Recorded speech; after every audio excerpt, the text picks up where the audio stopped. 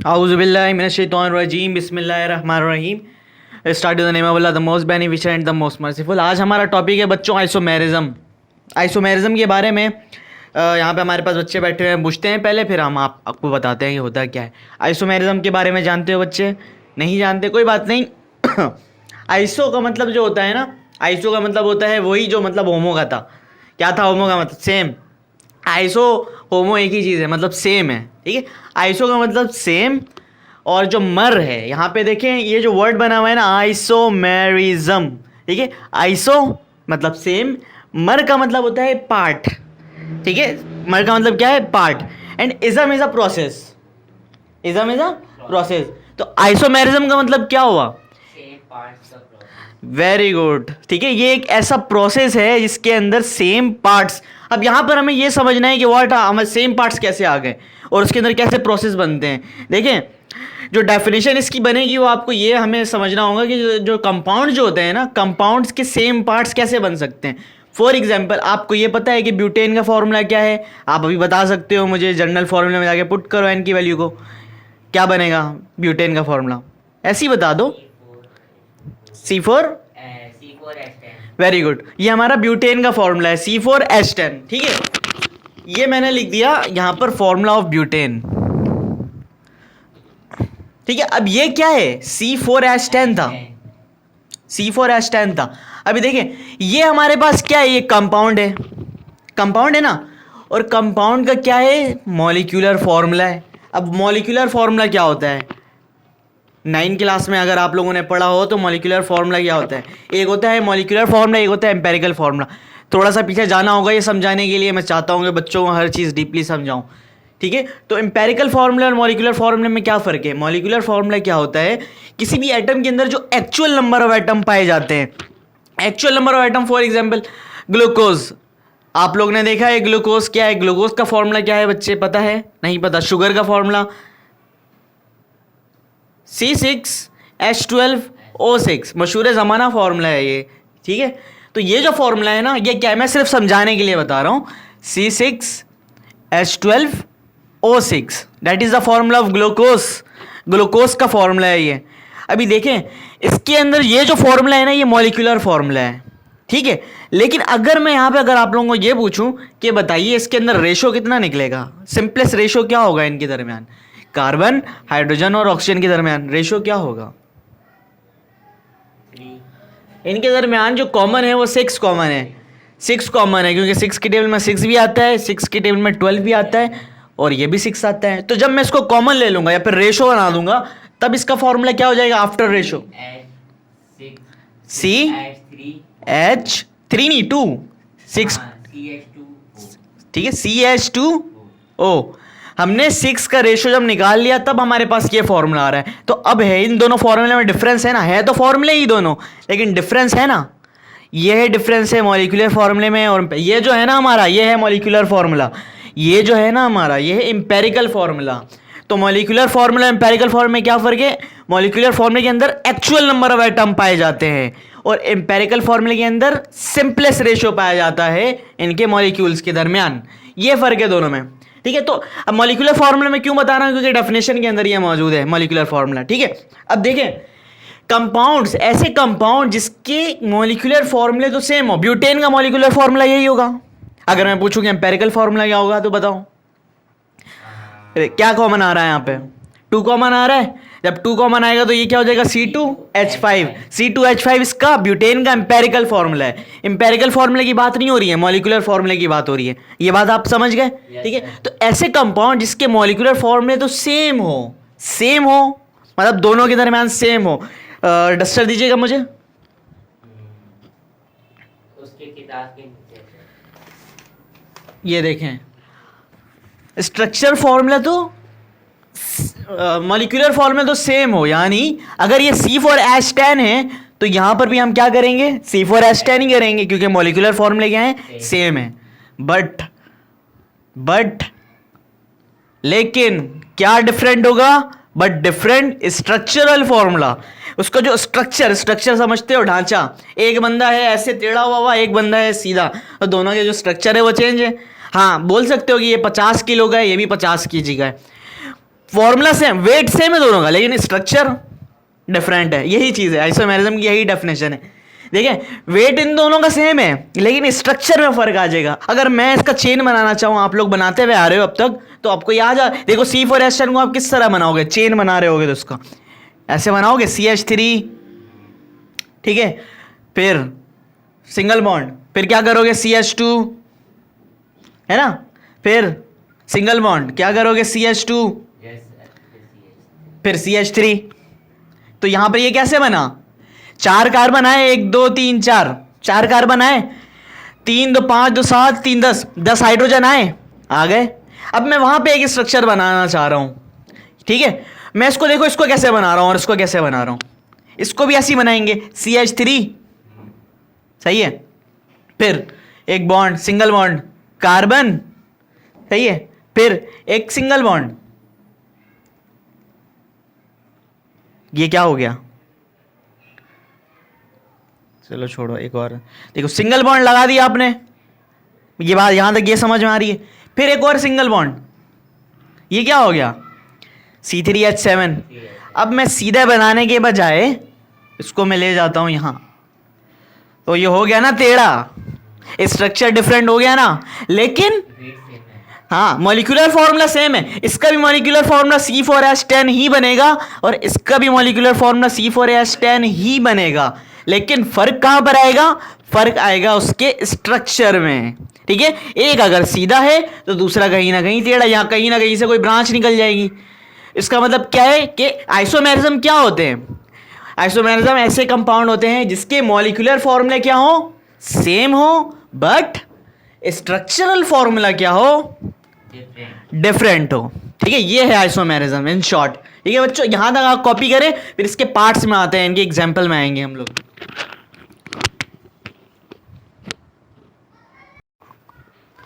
बच्चों तो आप लोगों ने आइसोमेरिज्म को समझ लिया है। अब आइसोमेरिज्म के कुछ टाइप्स होते हैं, तो हम उस पर आते हैं। जो पहला टाइप है वो है हमारा चेन आइसोमेरिज्म। एग्जाम्पल याद है बच्चे आपको, क्या था हमारा एग्जाम्पल, ब्यूटेन हमने लिया था। ब्यूटेन का ही हम चेन बनाते हैं, हमने ले लिया ब्यूटेन, यहां पर हमने ले लिया ब्यूटेन, मॉलिक्यूलर फॉर्मूले क्या होना है, सेम हो रहा है आइसोमेरिज्म के अंदर। तो यहां पर अगर हमने C4H10 लिया है तो हम वहां पे भी क्या लेते हैं, C4H10 लेते हैं। ये हो गया हमारा molecular formula, molecular formula same है। अब हमने क्या बनाना है, स्ट्रक्चर बनाना है। अब देखिए इसका हम स्ट्रक्चर कैसे बनाते हैं। मैं इसका स्ट्रक्चर स्ट्रेट बनाता हूँ, बिल्कुल स्ट्रेट। यहाँ से CH2, यहाँ से CH2, यहाँ से CH2 और ये CH3। ये देखिए ये जो स्ट्रक्चर बना है हमारा बिल्कुल स्ट्रेट बना है। अब मैं क्या करता हूँ, चेन का मतलब क्या होता है, ब्रांच, कहीं ना कहीं एक ब्रांच निकल जाएगा। मैं इसके अंदर एक ब्रांच निकालना चाहता हूं तो मैं कैसे निकालूंगा, C4H10 है, चलें सही लिख लेते हैं, लिख लिया, फिर सिर्फ C लिखा,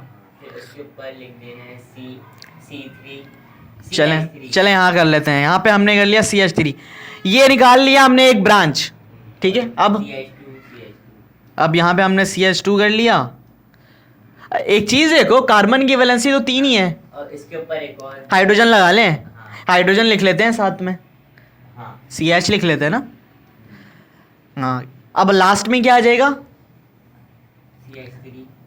CH3 6 हो गया, ये 7 हो गया, 2 हो गया, कितने हो गए टोटल, 9 हो गए। अभी हाइड्रोजन कितने चाहिए, ये तो मसला कहाँ हुआ है, लो अब सही है ना, यह तो कमी हो रही थी। देखिए यहाँ पर हमने क्या बना दिया, 10 हाइड्रोजन 10 ही होंगे और कार्बन 4 ही होंगे, गिन लो 1 2 3 4, 4 कार्बन है, हाइड्रोजन 10 है, 3 6 3 9 1 10, ये मसला हो रहा था ना। तो हाइड्रोजन, लेकिन फर्क कहां पर आ रहा है बच्चों, स्ट्रक्चर में फर्क है। तो चेन आइसोमेरिज्म क्या होता है, चेन आइसोमेरिज्म वो होता है compound having same molecular formula but different in their chain, इसका जो चेन है वो क्या है, स्ट्रेट है बिल्कुल। इसका जो चेन है वो क्या है, यहां से एक ब्रांच निकल गया। समझ गए चेन आइसोमेरिज्म क्या है, compound having same molecular formula but different in their chain. ये बात मैं लिख भी देता हूं यहां पर,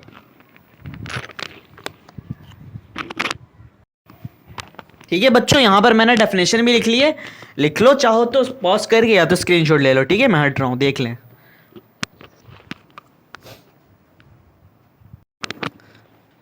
अच्छा बच्चों, आते हैं हम सेकंड टाइप्स में जो है पोजिशनल आइसोमेरिज्म। पोजिशनल आइसोमेरिज्म क्या है? देखिए, कंपाउंड की क्या है, आपका क्या होगा, मॉलिक्यूलर फॉर्मूला तो सेम होगा, मॉलिक्यूलर फॉर्मूला दोनों का ही सेम है, ठीक है। फंक्शनल ग्रुप भी सेम होगा। अगर आप लोगों को याद आ रहा है कि मैंने फंक्शनल ग्रुप के बारे में बताया था, क्या था फंक्शनल ग्रुप? फंक्शनल ग्रुप वो होता है जो किसी भी कंपाउंड या मॉलिक्यूल के प्रॉपर्टीज को चेंज कर दे। फंक्शनल ग्रुप क्या है? Cl। अब इसने Cl यहाँ पर आ गया ना, तो इसकी प्रॉपर्टीज को इसने चेंज कर दिया है, C3H7Cl, ठीक है। ये फंक्शनल ग्रुप के बारे में मैंने बताया हुआ है। आगे चलते हैं। अभी देखें, ये हमारे पास मॉलिक्यूलर फॉर्मूला दोनों के सेम होंगे। अब क्या है, मॉलिक्यूलर फॉर्मूला सेम है, same functional group having same functional group, इसके भी फंक्शनल ग्रुप सेम है, इसका भी फंक्शनल ग्रुप सेम है, बट एट डिफरेंट पोजीशन। क्या मतलब है? यानी वो डिफरेंट पोजीशन डिफरेंट होगी, इसलिए तो पोजिशनल आइसोमेरिज्म है। मॉलिक्यूलर फॉर्मूला सेम रहेगा, फंक्शनल ग्रुप सेम है, बट एट डिफरेंट पोजीशन। देखिए बनाते हैं इसका, ये कैसे बनाते हैं हम। यहाँ पे इसको C3H7 है ना, तो ये CH3 हमारा यहाँ पर बन गया।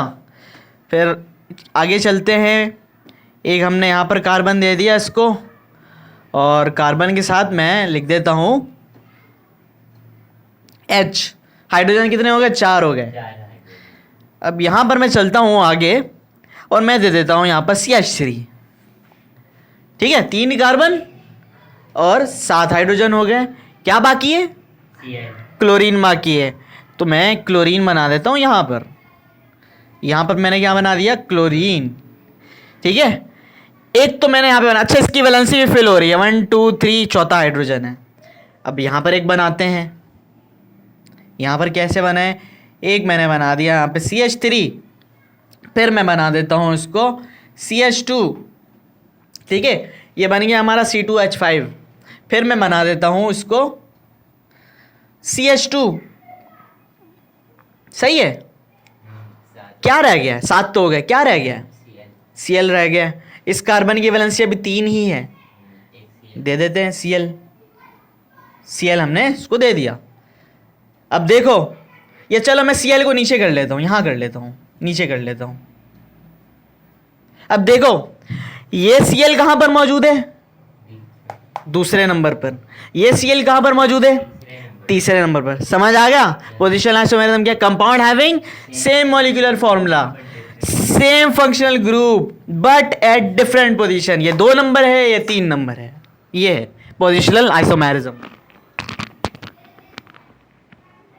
इसको करेंगे अभी बच्चों, स्क्रीनशॉट ले लें। अब आते हैं थर्ड और last type, functional group isomerism. Matric वालों के लिए लास्ट है, जो इंटर वाले बच्चे हैं सेकेंड ईयर के, उनके लिए एक टाइप और है। अच्छा, फंक्शनल ग्रुप आइसोमेरिज्म क्या है? यहाँ पर इसका क्या है, मॉलिक्यूलर फॉर्मूला क्या होगा? सेम होगा। मॉलिक्यूलर फॉर्मूला यहाँ पर भी C2H6O है, यहाँ पर भी C2H6O है, ठीक है। स्ट्रक्चरल फॉर्मूला भी सेम होगा, स्ट्रक्चर भी इसकी सेम बनेगी। अगर ये स्टेट बन रहा है तो ये भी स्टेट ही बनेगा, बट डिफरेंट क्या है? फंक्शनल ग्रुप डिफरेंट है यहाँ पर। फॉर एग्जाम्पल हमने C2H6O लिया ना, तो हम इसको किस तरह बनाते हैं? हमने यहाँ पे ले लिया एक CH3, यहाँ रख लिया, फिर यहाँ पर ऑक्सीजन बीच में, और यहाँ पर एक सिंगल बॉन्ड, यहाँ पर एक सिंगल बॉन्ड, और आखिर में हम लगा देते हैं CH3। बन सकता है ना ऐसे? ये क्या हो गया? C2H6O। ऑक्सीजन की वैलेंसी यहाँ पर देखिए कितनी है, और ऑक्सीजन की वैलेंसी होती कितनी है? 2 ही होती है, तो ऑक्सीजन की वैलेंसी फेल हो गई। अब देखें स्ट्रक्चर यहाँ पर भी स्ट्रेट बन रहा है, वहाँ पे भी एक स्ट्रेट स्ट्रक्चर बना देते हैं। यहाँ पर हमने CH3 ले लिया, ठीक है, और मैं स्ट्रेट बना रहा हूँ ना, तो यहाँ पर मैं लिख देता हूँ OH, लिख सकता हूँ OH, है ना। अब क्या है यहाँ पे? 3 हाइड्रोजन और 1 हाइड्रोजन, 4 हाइड्रोजन हो गए। कितने हाइड्रोजन चाहिए? 1 कार्बन चाहिए, 2 हाइड्रोजन, 2 हाइड्रोजन चाहिए, लग जाएगा। 1 कार्बन और 2 हाइड्रोजन, सही है। तो ये हमारा क्या बन गया? Functional group isomerism. देखें, compound having same molecular formula, same structural formula, ठीक है, but different functional group. Functional group यहाँ पर O है और यहाँ पर OH है। एक चीज यहाँ पर देखिएगा बच्चों, एक चीज यहां पे देखिएगा, ये जो हमारा CH2 है ये कार्बन है, इसकी वैलेंसी कितनी है अभी? इसकी वैलेंसी 3 है। 3 है, 4 होनी चाहिए। क्या करें अब इसको 4 बनाने के लिए? OH2 वहां से 2 कर दें, नहीं वहां से। ये देखो ना, यहां पर मैं CH2 लिख देता हूं, इसलिए वैलेंसी मस्ट है। ओए होए,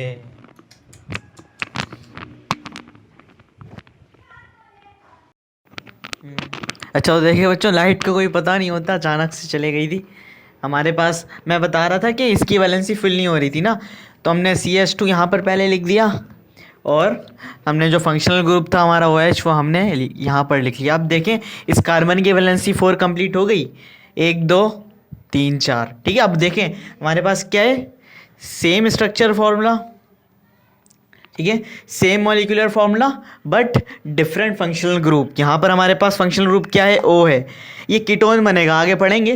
ठीक है, ये हमारे पास O है, और यहाँ पर हमारे पास फंक्शनल ग्रुप क्या है, फेनॉल है, OH है। ठीक है, तो हमारे पास डिफरेंट फंक्शनल ग्रुप होते हैं। ये है हमारे पास फंक्शनल ग्रुप आइसोमेरिज्म। कर लें कॉपी अभी इसके।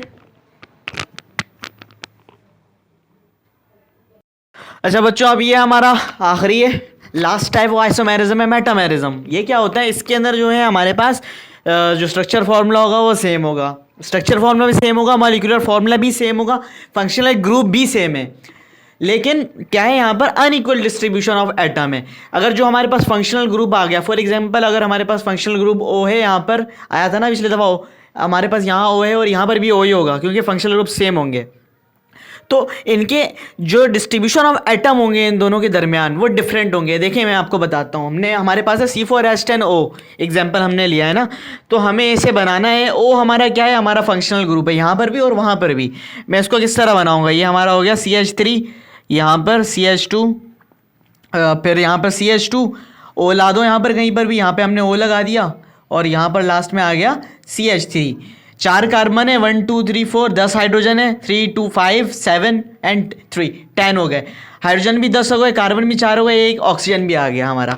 सही है, इसी तरह यहाँ पर भी हम बना लेते हैं, ये हम बना लेते हैं इस तरह CH3 यहाँ पर, फिर हम यहाँ पर कर देते हैं CH2, हम यहाँ पर लगा लेते हैं एक फंक्शनल ग्रुप जो कि हमारा ऑक्सीजन है यहाँ पर। ठीक है, और अब यहाँ पर क्या आ जाएगा, यहाँ पर आ गया हमारा CH2 और यहाँ पर आ गया हमारा CH3।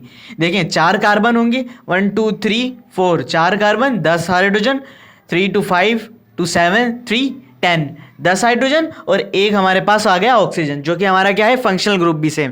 देखिए मॉलिक्यूलर फार्मूला सेम होगा, सेम है, स्ट्रक्चर फार्मूला सेम होगा, दोनों स्टेट हैं, ये भी स्टेट है, स्ट्रक्चर फार्मूला भी सेम है, फंक्शनल ग्रुप सेम, यहाँ पर भी फंक्शनल ग्रुप हमारा O है, यहाँ पर भी हमारे पास फंक्शनल ग्रुप O है, but having unequal distribution of atom. देखें यहाँ पर इस O से पहले कितने कार्बन है, 1 2 3, 3 कार्बन है, कितने हाइड्रोजन है, 3 2 5 3 7, 7 हाइड्रोजन है। ठीक है, उस तरफ 1 कार्बन है और 3 हाइड्रोजन है ना। अब वहाँ आइए, यहाँ पर आप देखें कितने कार्बन है, O से पहले 1 2 कार्बन है, ठीक है, और 5 हाइड्रोजन है।